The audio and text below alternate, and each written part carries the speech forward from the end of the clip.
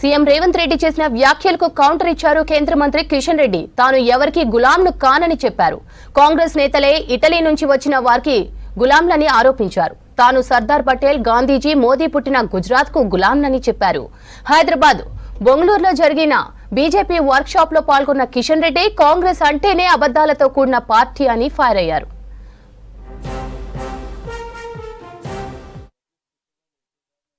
తగుదు నమ్మాని ముఖ్యమంత్రి మంత్రివర్గ సభ్యులందరూ మహారాష్ట్రలో ప్రచారం చేస్తున్నారు. సిగ్గుండాల వల్ల ఏ మొక్క పెట్టుకొని మహారాష్ట్రకి వెళ్తున్నారు మీరు? ఇక్కడ మీరు ఇచ్చినటువంటి గ్యారంటీలు ఏం అమలు చేశారు? కాంగ్రెస్ పార్టీ అంటేనే అబద్ధాలతో నిండినటువంటి పార్టీ. నేను ఒక ముఖ్యమంత్రి అంటున్నాడు, కిషన్ రెడ్డి గుజరాత్కు గులామని. నేను ఎవరికి గులామును కాదు, భారతీయులకు మాత్రమే గులామును. ముఖ్యమంత్రి గారు గుర్తుపెట్టుకోవాలి.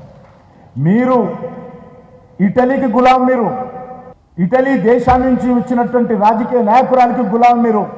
ఎస్, మేము నా తెలంగాణను రక్షించినటువంటి సర్దార్ వల్లభాయ్ పటేల్ గుజరాత్ బిడ్డ.